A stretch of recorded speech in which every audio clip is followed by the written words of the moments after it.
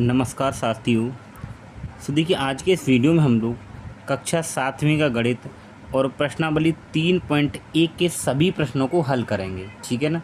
इससे पहले वाली वीडियो अगर आप लोगों ने नहीं देखे हैं तो आप प्ले लिस्ट में जाकर वो वाली वीडियो देख लें। ठीक है ना। तो चलिए वीडियो को स्टार्ट करते हैं। ठीक है ना। तो देखिए मैंने यहाँ पे क्वेश्चन को यहाँ लिख रखा है। ठीक है। कक्षा 7 प्रश्नावली देखिए यहाँ हम डाल देते हैं। कौन सा है आपके पास में? ये 3.1। ठीक है। एनसीईआरटी गणित का पहला प्रश्न। तो देखिए क्या दे रखा है।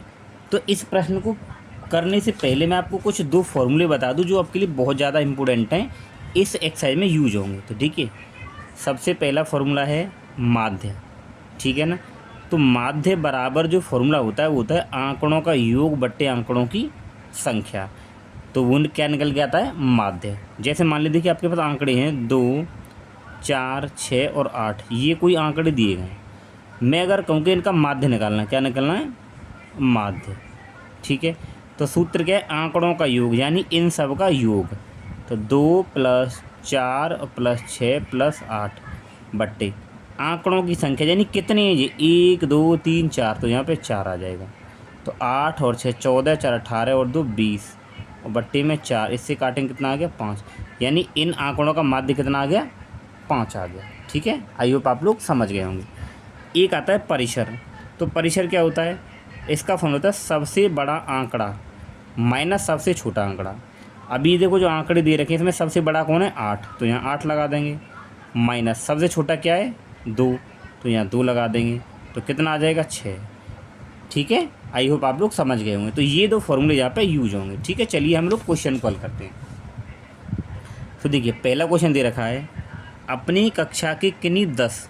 तो आप अपनी कक्षा के किन्हीं 10 विद्यार्थियों की ऊंचाइयों का परिसर ज्ञात करना है। तो देखिए इसने कह दिया अपनी कक्षा, तो आप लोग अपने अनुसार विद्यार्थी की ऊंचाई मान सकते हैं। ठीक है। इसने ऐसा कुछ दिया नहीं कि आपको यही मान रहा है।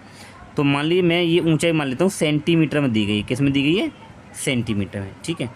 कितने विद्यार्थी लेने? 10। ठीक है। तो देखिए यहाँ पे नंबरिंग कर लो। 1, 2, 3, 4, 5, 6, 7, 8 और 9 और ये 10। मैंने 10 ही विद्यार्थी मान लिए। ठीक है।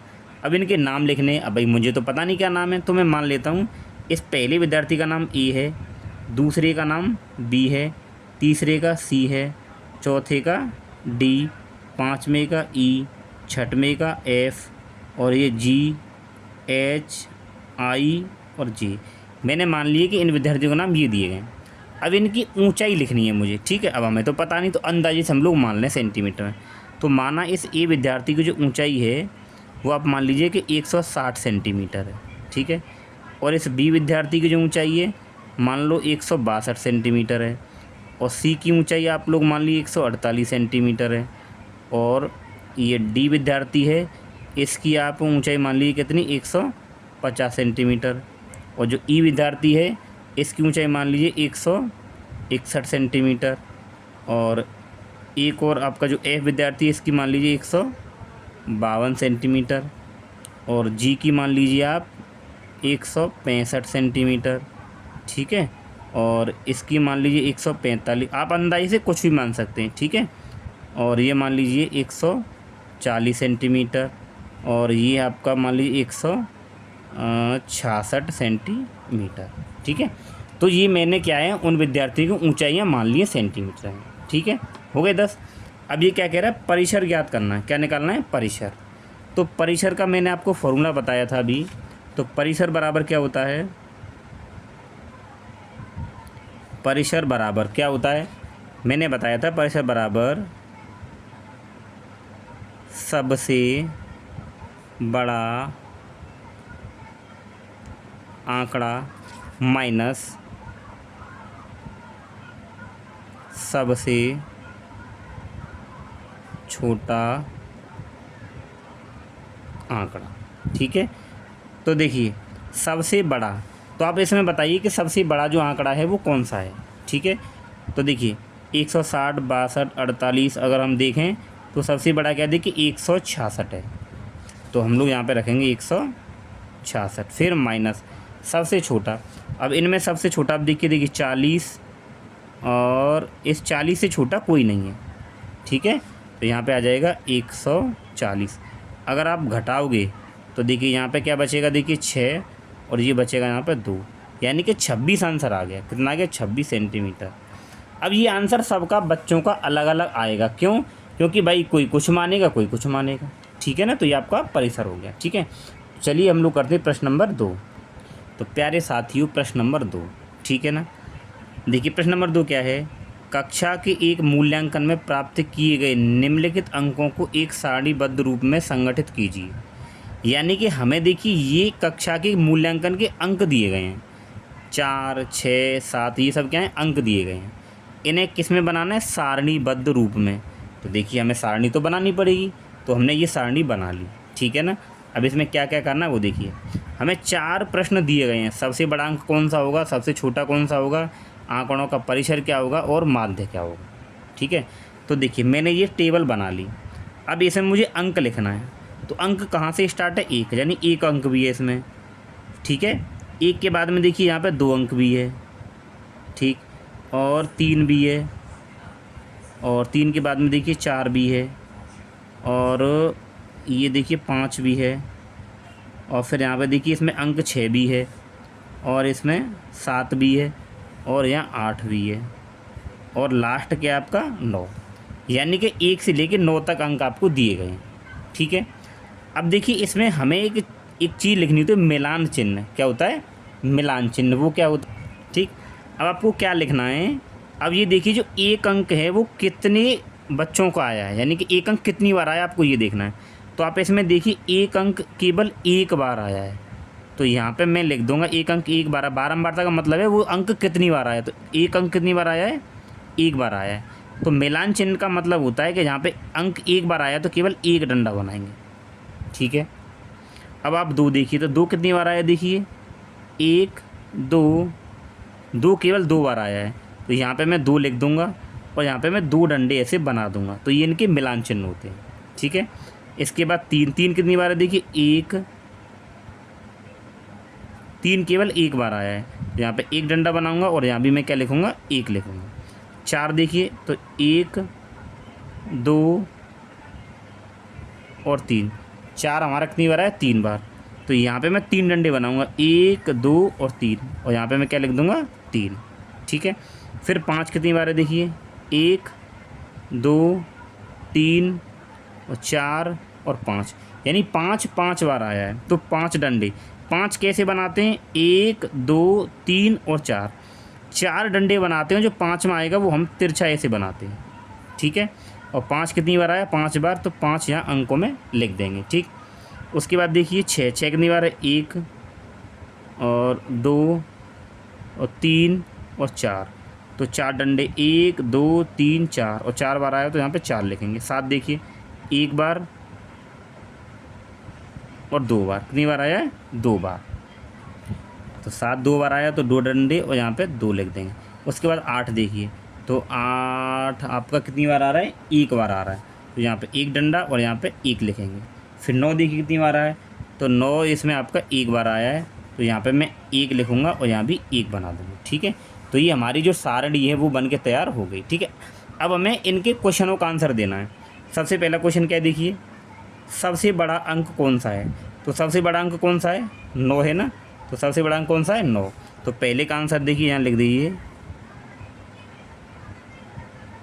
सबसे बड़ा अंक बराबर 9। दूसरा क्या है, सबसे छोटा अंक, तो सबसे छोटा अंक क्या है, 1, ठीक है। तो यहाँ पर दूसरे का आंसर हो जाएगा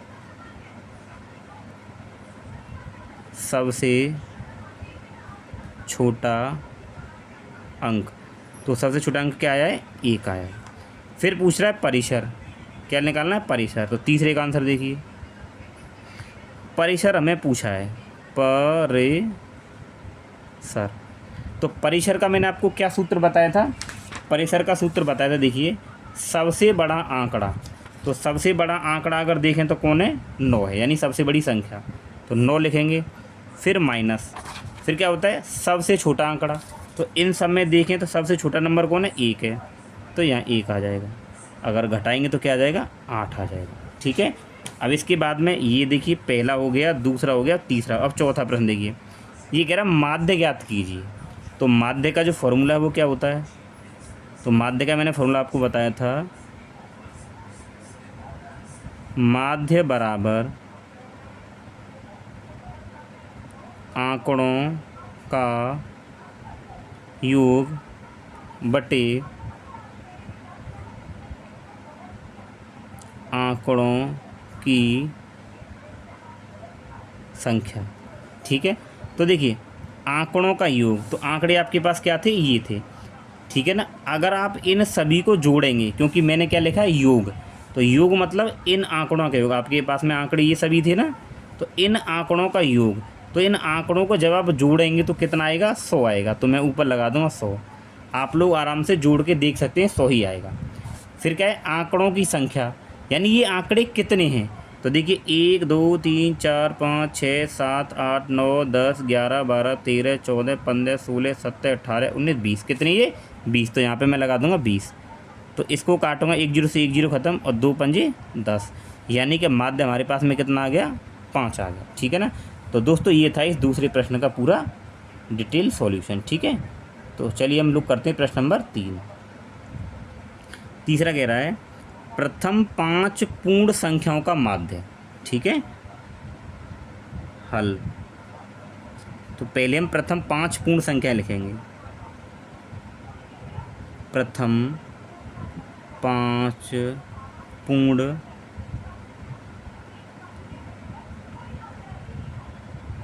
संख्याएं। तो प्रथम 5 पूर्ण संख्याएं जो होंगी वो मैं क्या लिखूंगा? देखिए, तो मैं यहाँ लिख दूँ प्रथम 5 पूर्ण संख्याएं। तो पूर्ण संख्या कहाँ से स्टार्ट होता है? 0 से। तो देखो 0 हो जाएगी, उसके बाद में 1 2 3 और 4, क्योंकि 5 कह रहा है ना वो। तो 1 2 3 4 5 हो गई, क्योंकि 0 से स्टार्ट होती है।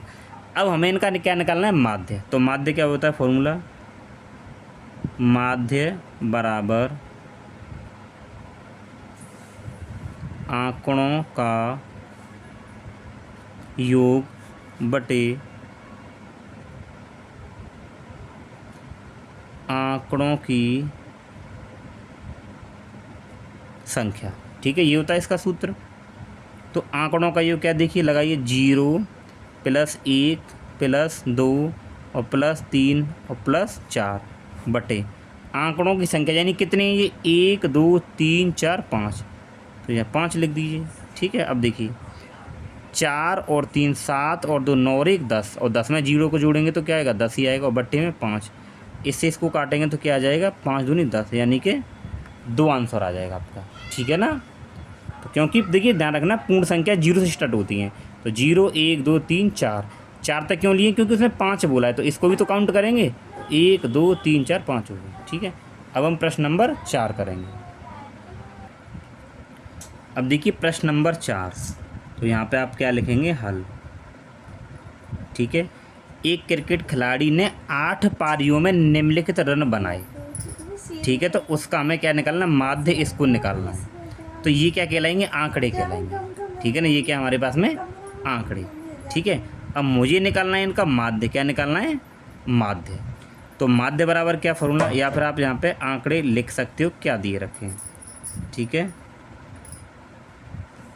आंकड़े। तो यानी क्या क्या दे रखा है? देखिए 58 है, फिर 76 40 35 और फिर 46 50 और 0,100। ठीक है, हमें निकालना है माध्य। तो माध्य बराबर फॉर्मूला क्या होता है? माध्य बराबर आंकड़ों का योग बटे आंकड़ों की संख्या। ठीक है, ये फॉर्मूला लग जाएगा।